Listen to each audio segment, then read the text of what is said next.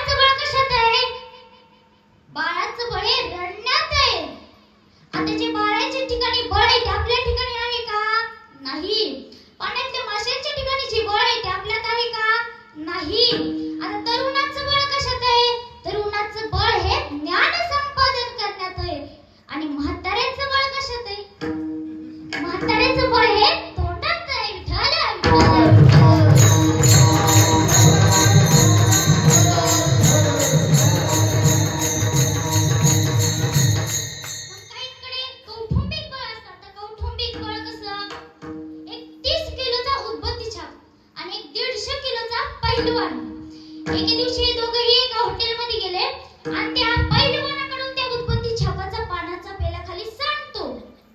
तो उत्पत्ती छाप उठतो आणि तडकन पैलवानाच्या कानाखाली लावतो. आता मला सांगा, हा 30 किलोचा उत्पत्ती छाप कुठं, तो 150 किलोचा पैलवान कुठं? लोक गोळा झाली ना, म्हणू लागली ज्या पहिलवानाकडे बघून लोक पळायला लागतात, त्या पहिलवानाच्या कानाखाली या उद्बत्तीच्या पाणी दिली, तुमच्या कानाखाली दिली. तो पहिलवान म्हणे, मी याला जर नुसता हात लावला असता ना तर तिकडे पडला असता म्हणे. मग लोक म्हणे तुम्ही ऐकून का घेतलं? तो म्हणे हा जरी पहिलवान असला तरी याची पाठी राखे भयानक आहेत, याचा कौटुंबिक बळ मला हादरवणार आहे. विठ्ठल विठ्ठल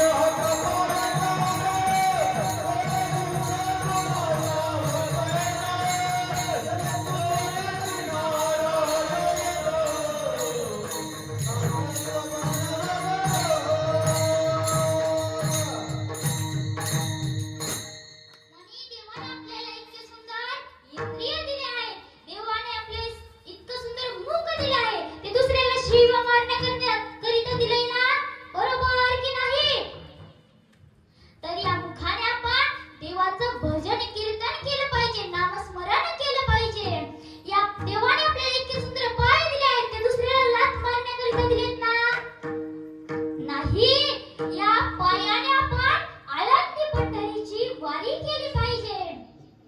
देवाने आपल्याला इतके सुंदर डोळे दिलेत, ते पिक्चर बघण्याकरिता दिलेत ना. तर या डोळ्याने आपण त्या भगवंताचं स्वरूप पाहिलं पाहिजे. मग इतकं सुंदर प्रवचन सोहळा, इतका सुंदर पूर्ण 1 तास प्रवचन केलं. शेवटी प्रवचन संपलं, पुंडलिकामध्ये झालं, पसायदान झालं. मग कोल्हाबाने वा वा वा वा काय सुंदर प्रवचन केलं म्हणे. आता तर तुमचा सत्कार केलाच पाहिजे म्हणे. आता खात्री पटली ना, आता या म्हणे आता उघड्याकडे. लगेच कोल्ह्याने उघडली, आत निघाला की लगेच पटकन मग बाहेर आला. कोल्ह्याला मग लाथ हाणली. कोल्हा बाहेर विठाला विठाला.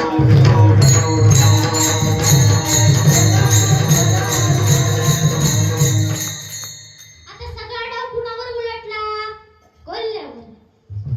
मग वाघोबा म्हणे, कोल्होबा गेले 8 दिवस झालं मी या पिंजऱ्यामध्ये बंद आहे. मला भूक लागली आहे आणि जर तुमचा देव मी खाल्ला आणि माझी जर भूक भागली ना तर तुम्हाला पुण्य लागेल. कोल्ह्याने जरा विचार केला. कोल्हा म्हणे, आवडेल म्हणे मरायला. माझा देह तुमच्या कामी पडत असेल ना तर हा देह नाशिवंत आहे म्हणे. मला आवडेल मरायला. पण माझी शेवटची एक इच्छा आहे म्हणे. तेवढी माझी अंतिम इच्छा पूर्ण करा आणि मला जसं खायचंय तसं खा, जेव्हा खायचंय तेव्हा खा, पण माझी शेवटची इच्छा पूर्ण करा. वाघोबा म्हणे, केली म्हणे तुमची इच्छा पूर्ण, बोला. लगेच कोल्होबा म्हणे, वाघोबा पिंजऱ्याचं दार एवढं, तुम्ही एवढे आता आलेच कशी बाहेर, गेलेच कशी, मला इथं येऊन दाखव म्हणे. कोल्होबा वाघोबा म्हणे, काय नाही म्हणे, असं बारीक केलं आणि असं आत आलो. लगेच कोल्हा बाहेर आला, मागून लाथ हाणली वाघाला. वाघ आत, कोल्हा बाहेर विठाला विठाला.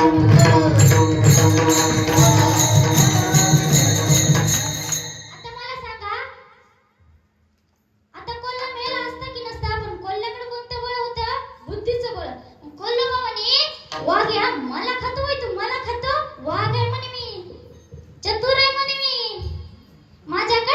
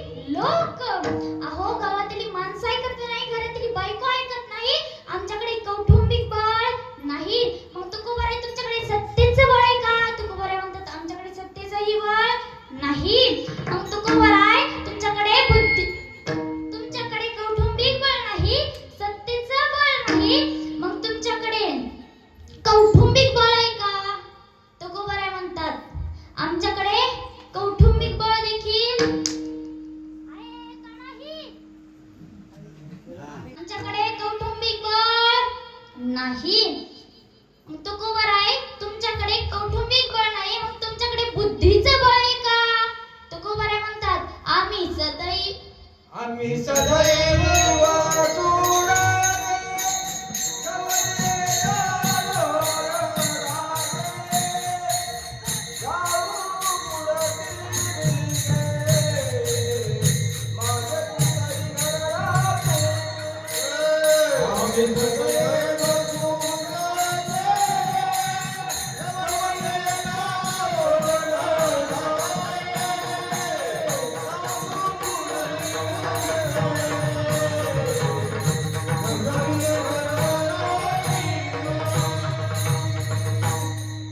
तुकोबर आहे म्हणतात आमच्याकडे संपत्तीचंही बळ नाही. अहो आमच्याकडे जर संपत्तीचं बळ असतं ना तर आमचे घर कुत्र्याने राखिले नसते. आमच्याकडे जर संपत्तीचं बळ असतं ना तर एक स्त्री अन्न करिता मेली नसती, लेकरं 4-4 दिवस उपाशी राहिली नसती.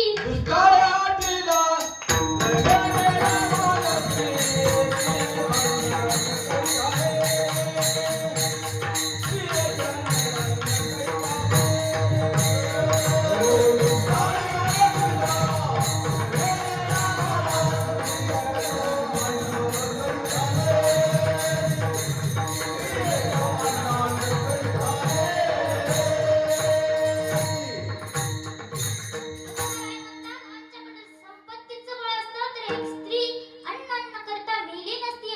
अहो जगद्गुरु तुकोबाराय म्हणतात आमचं घर कुत्रे राखतात. मग जगद्गुरु तुकोबारायांचं घर कसं होतं तर ऐका, चुलीवर हरळी, केळीवर नारळी आणि घर चंद्रमोळी असं जगद्गुरु तुकोबारायांचं घर होतं. तुकोबाराय म्हणतात आमच्याकडे संपत्तीचंही बळ नाही. मग जगद्गुरु तुकोबाराय तुमच्याकडे बुद्धीचं बळ आहे का?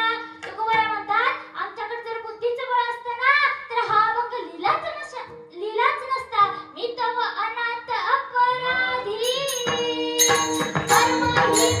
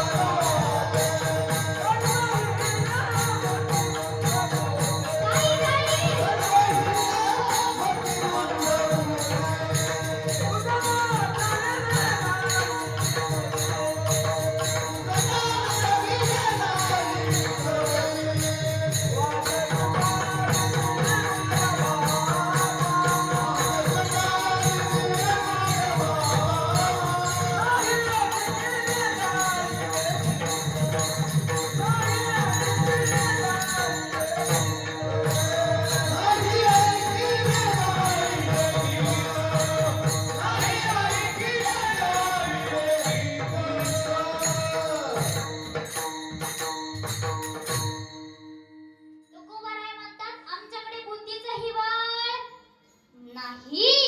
मग का हो तुकोबाराय तुमच्याकडे कौटुंबिक बळ नाही, बुद्धीचं बळ नाही, सत्तेचं बळ नाही, शारीरिक देखील बळ नाही. मग तुम्ही नेमकं कोणत्या बळाने बळवंत झालात? तुकोबाराय म्हणतात आम्ही वैराग्याच्या बळाने बळवंत झालो. आम्ही वैराग्याच्या जोरावरती बळवंत झालो. आता वैराग्य हे 2 प्रकारचे आहे. पहिलं जिहासा वैराग्य आणि दुसरं जिज्ञासा वैराग्य. ज्या वैराग्याला विचाराची जोड असते ते जिज्ञासा वैराग्य आणि ज्या वैराग्याला विचाराची जोड नसते ते जिहासा वैराग्य. आता जिहासा वैराग्य कसं काय का, एक म्हातारा होता, त्याच्या घरच्या सोबत भांडणं झाली, मुलाबाळासोबत भांडणं झाली. मुलं म्हणे घराच्या बाहेर निघा. ते म्हणे तुमचं लग्न मी लावून दिलं, तुमचं शिक्षण मी पूर्ण केलं, मलाच घराच्या बाहेर निघायला लावतात. निघाला म्हातारा रागारागाने घराच्या बाहेर, म्हणे जीव द्यायला चाललो, मला जगायचंच नाही, वैताग आला म्हणे तुमचं मला आता